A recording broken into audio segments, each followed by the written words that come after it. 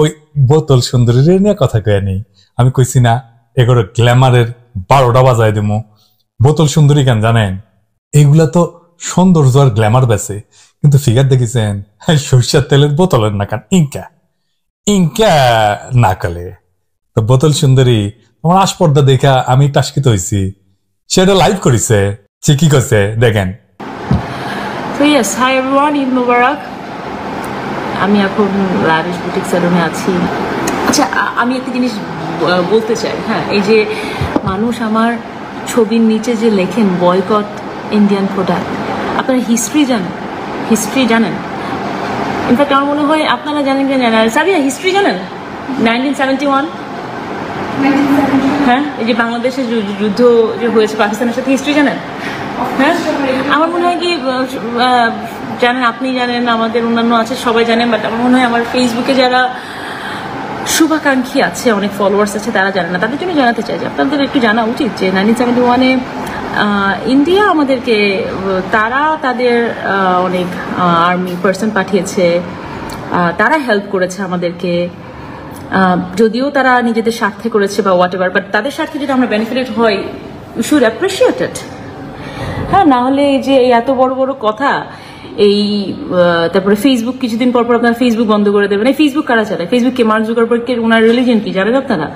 অশিক্ষিতর একটা লেভেল থাকে, লেভেল বাদে আপনার অশিক্ষিত হয়ে যান। একটু গুগল করেন, একটু গুগল করে জানেন যে যাদেরকে বয়কট করতে চান তারা কোথায় আর আপনারা কোথায়, এবং তাদেরই প্রোডাক্ট দিয়ে আপনারা এখানে আসতেছেন।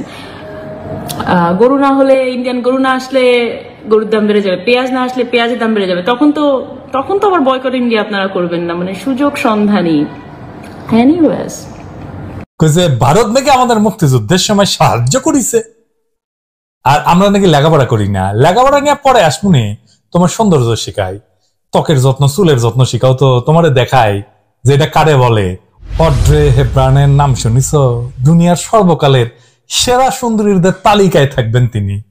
যখন অড্রে হেবরানকে তার সৌন্দর্যের রহস্যের কথা জানাতে বলা হয়েছিল, তখন তিনি একটা কবিতা লিখছিলেন।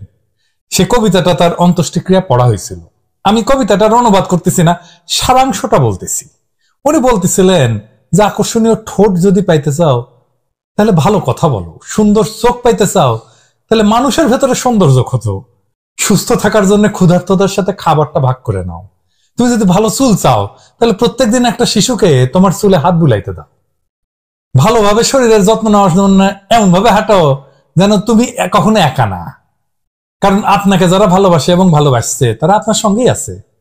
কখনো যদি তোমার সাহায্যের দরকার পড়ে তাহলে তোমার দুই হাতের শেষে আরো একটা পাবা হাত। যত বড় হবা তত তুমি উপলব্ধি করবা যে আপনার দুইটা হাত আছে, যার একটা নিজেকে সাহায্য করার জন্য আর অন্যটা প্রয়োজন মতো অন্যকে সাহায্য করার জন্য। একজন নারীর সৌন্দর্য তার পরিধেয় পোশাক, মুখে বা চুল ঠিক করার মধ্যে না। একজন নারীর সৌন্দর্য তার চোখে প্রকাশিত হয়, কারণ এইটাই তার হৃদয়ের উন্মুক্ত দরজা, যে এবং এইটাই তার ভালোবাসার উৎস। জিন্দেগিতে ইনকে কবিতা লিখবার পারবো বোতল সুন্দরী। আমি শিওর অড্রে হেবরান যে কবিতা লিখেছিল এটা তো জানো নাই। না আছে ফিগার, না আছে